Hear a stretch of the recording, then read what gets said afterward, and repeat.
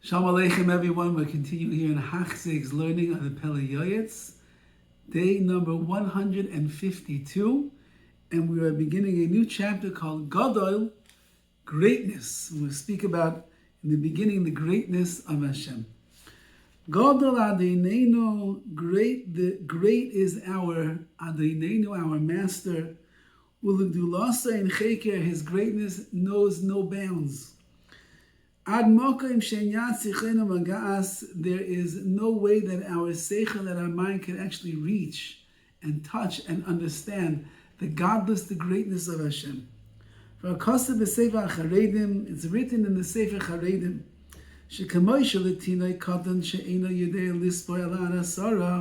just like by a child who only knows how to count up to the number 10.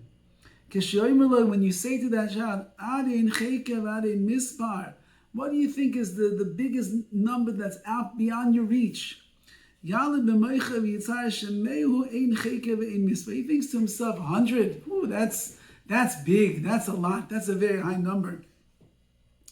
Now, when he knows how to count up to 100, so then he begins to think.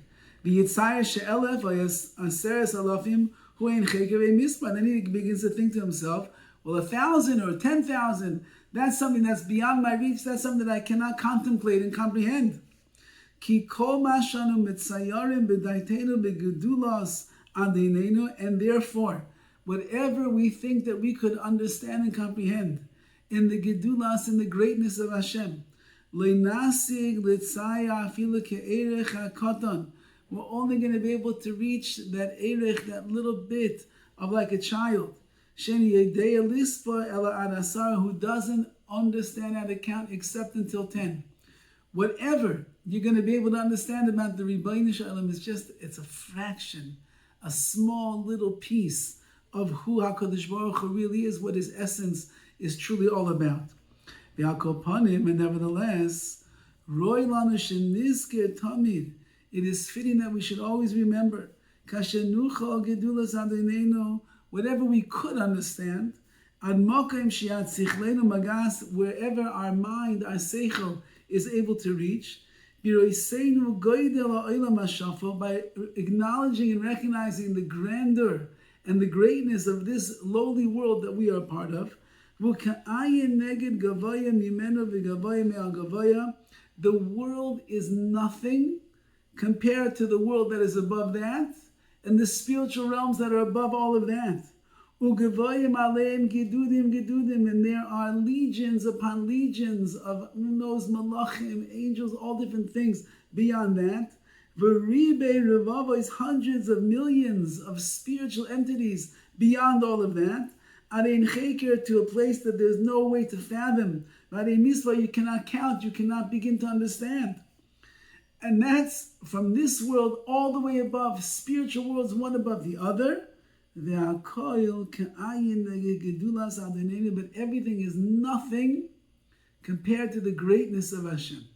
So look at this massive universe, how everything works together in perfect precision and symmetry. Look at how everything falls exactly into place, and know that that world is really nothing compared to the spiritual realms that are above all of that. Above and above and above and above. And eventually you get Kisei HaKavod Thorn, and eventually you get to the Rabbi Shalom. And everything is nothing. It's nothing compared to the greatness of Hashem. Now that we can't even begin to understand at all. But we have to believe with complete faith. Our minds cannot grasp even echad mine elef, even 1,000th, alfei elafim, 100,000s, millions. The einon rishayim lachshav l'klal. We can't even grasp one little bit of the greatness of HaKadosh Baruch Hu. And truth be told, says the Pele Yoetz, we're not even really fit to even think about these things. Like it says in what's a sefer called Psichas Eliyahu from the Zohar, Leis machshava tefisa bach klal. You don't have a thought that can grab onto the Rebbeinu Shalom at all. He's so far beyond. He's above time. He's above space. He's above place. He's above thoughts. He's above everything. There's nothing physical. It's only ruchni. So therefore, the mind of a person which is locked into this finite world over here, it's impossible that it can grasp even a mashu, a little drop of the Ribbono Shel Olam.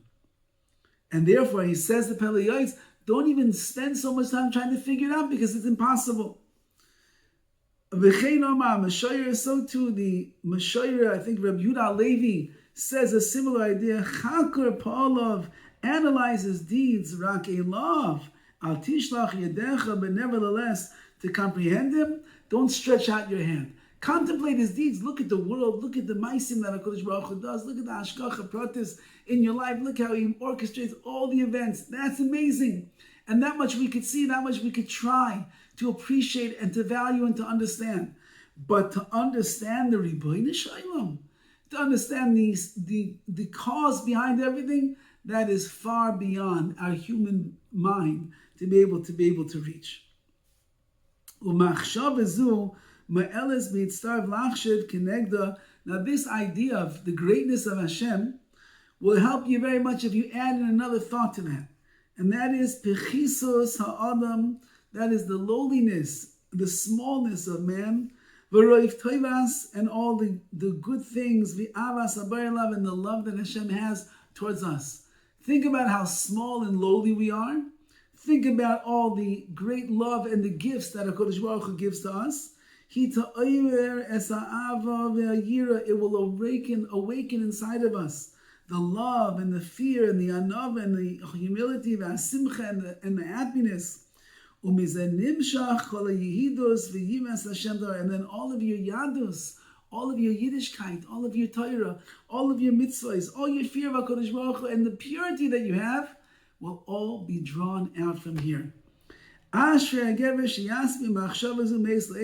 Fortunate and praiseworthy is the man who thinks about these things from time to time.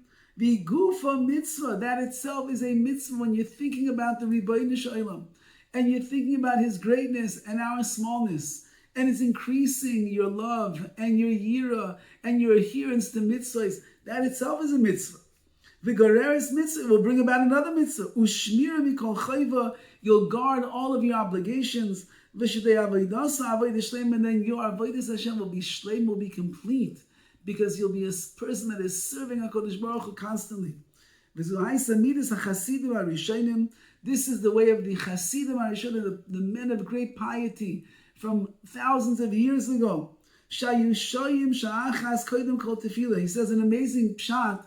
There's a Gemara that tells us that in the olden days, by the Chasidim HaRishonim, the days, probably from the days of the Tanoim and Amoraim, they would for 1 hour before they would daven Shachris. Most of us have a problem getting 2 Shachris, and we have a problem staying for the entire Shachris and lasting for 45 minutes if that's how long it is.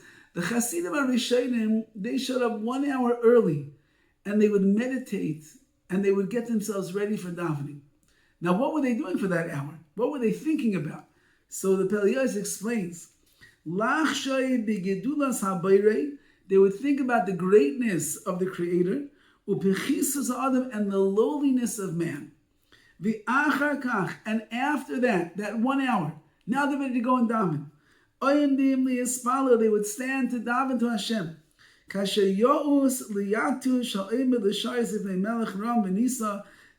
Which was befitting for like a small little gnat, little tiny bug that's standing to serve before the king, the lofty great king, awesome and powerful.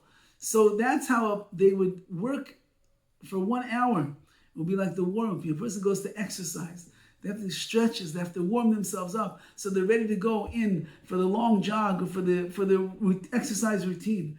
So the Hasidim HaRishonim, they would warm up before davening. What was the warm-up? They weren't just going, no, they weren't just meditating. They weren't just doing those things. They were thinking very deep thoughts. They were thinking about the loftiness of HaKadosh Baruch Hu, how big He is, how vast He is, how gigantic He is, how impossible it is to understand Him. And then they thought to themselves, but when we're so lowly, look at us, physical beings here in this world, chasing after food and all these different things in our lives, and the houses and the cars and the clothing and the money look at us, look at our Kodesh Baruch Hu. Now I humble myself completely before Hashem. Now I'm ready to tap into Hashem.